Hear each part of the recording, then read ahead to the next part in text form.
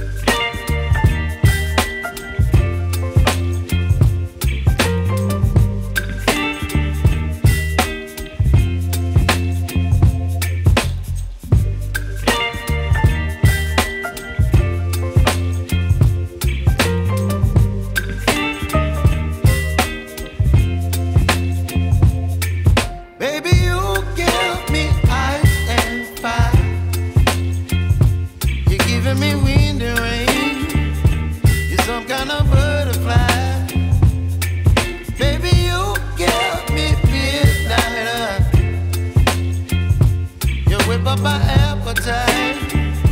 Don't leave me here high and dry. Oh, well, I don't wanna jinx it, baby, and twist myself at the spine. Don't wanna overthink it, baby. It's just twist your body and mine. Baby, you give me ice and fire. You're giving me wind and rain. You're some kind of butterfly. Baby, you give me midnight. Βρήκαμε μια πιο μοντέρνα εκκλησούλα εδώ, αλλά με ένα φοβερό κήπο για ξεκούραση και κρύο νεράκι κατευθείαν από τη βρύση, είναι παγωμένο.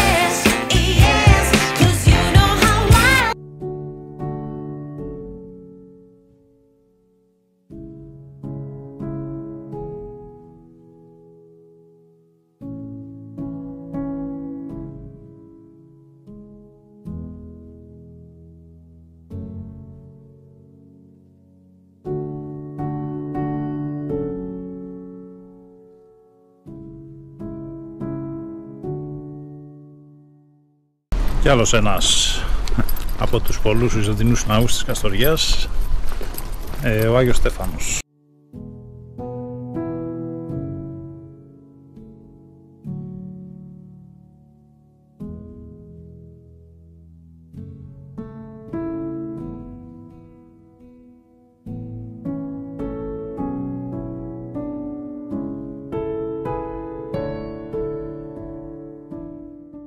Και ακριβώς από πάνω ο Άγιος Γεώργιος της Πολιτείας.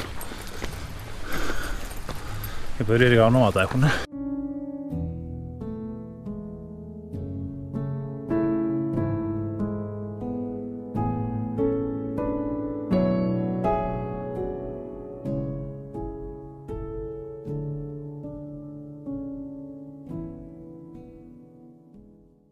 Παναγία Ιερασιώτισσα.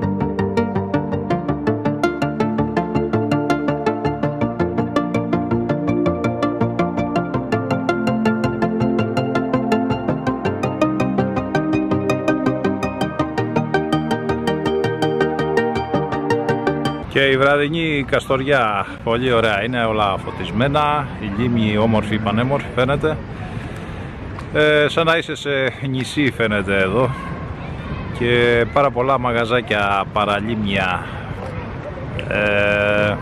και έχει και μια ωραία δροσούλα, πάρα πολύ ωραία είναι.